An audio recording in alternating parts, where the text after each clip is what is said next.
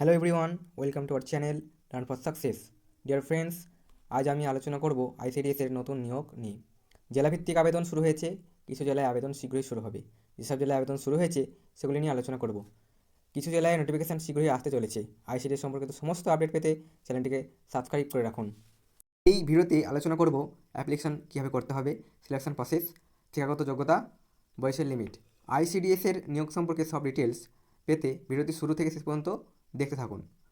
যারা এখনও পর্যন্ত ভিডিওটি দেখছেন তারা প্লিজ সাবস্ক্রাইব করে আমাদের সাপোর্ট করুন এবং আমাদের পাশে থাকুন। আইসিডিএসের আবেদন শুরু হচ্ছে 30/1/2024 থেকে এবং আবেদনের শেষ তারিখ 27/2/2024। ডিয়ার ফ্রেন্ডস, আইসিডিএসের নোটিশটি পুরুলিয়ার ঝালদা 2 থেকে প্রকাশিত করা হয়েছে। অঙ্গনারী পদ থেকে কর্মী পদে পদোন্নতি করা হবে। মোট শূন্যপদ 9টি এবং এখানে শিক্ষাগত যোগ্যতা যেটা সেটা মাধ্যমিক রাখা হয়েছে। বয়স 30/1/24 এই তারিখ ভিত্তি করে আপনাদের বয়স পরিমাপ করা হবে। বয়সের সময়সীমা 65 বছর, অর্থাৎ আপনারা 65 বছর বয়স পর্যন্ত আবেদন করতে পারবেন।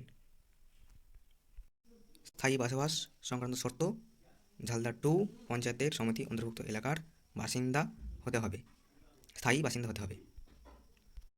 এখানে পাঠ্যক্রম রয়েছে গণিত 10ম শ্রেণীর মানের 10 নম্বর থাকবে, পুষ্টি, জনস্বাস্থ্য, নারী, সামাজিক অবস্থান বিষয়ক প্রশ্ন 10 নম্বর, ইংরাজি ভাষা 10ম শ্রেণীর মানের 10 নম্বর, সাধারণ জ্ঞানের প্রশ্ন 5 নম্বর। অঙ্গনারী কর্মী পদে পদোন্নতির জন্য আবেদনপত্র, এটি শিশু বিকাশ প্রকল্প আধিকারিক অফিসে জমা দিতে হবে। এই ফর্মটি পেতে হলে আমাদের টেলিগ্রাম চ্যানেলে জয়েন হয়ে যাবেন।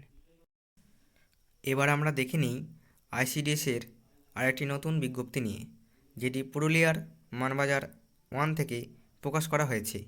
অঙ্গনারী সহায়িকা পদ থেকে কর্মী পদে পদোন্নতি করা হবে। এখানে মোট শূন্যপদ রয়েছে 44টি, অসংরক্ষিতদের জন্য 30টি, তপশিলি জাতিদের জন্য 11টি, তপশিলি উপজাতিদের জন্য 3টি। ন্যূনতম শিক্ষাগত যোগ্যতা মাধ্যমিক পাস রাখা হয়েছে। 30/1/24 এই তারিখের ভিত্তিতে আপনাদের বয়স পরিমাপ করা হবে। 65 বছরের সময়সীমা, অর্থাৎ আপনারা 65 বছর বয়স পর্যন্ত আবেদন করতে পারবেন। পঞ্চায়েতের সমিতির অন্তর্ভুক্ত এলাকায় স্থায়ী বাসিন্দা হতে হবে। এবার পাঠ্যক্রমটি দেখা যাক।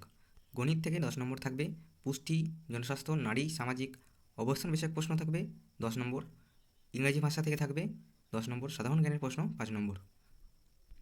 এরপরে যে অ্যাপ্লিকেশন ফর্মটি আছে এটি সুসংহত শিশু বিকাশ সেবা কেন্দ্রে জমা দিতে হবে। এই অ্যাপ্লিকেশনটি এবং পিডিএফ ফাইল পেতে হলে আমাদের টেলিগ্রামে জয়েন হয়ে যাবেন এবং আমাদের সাপোর্ট করবেন।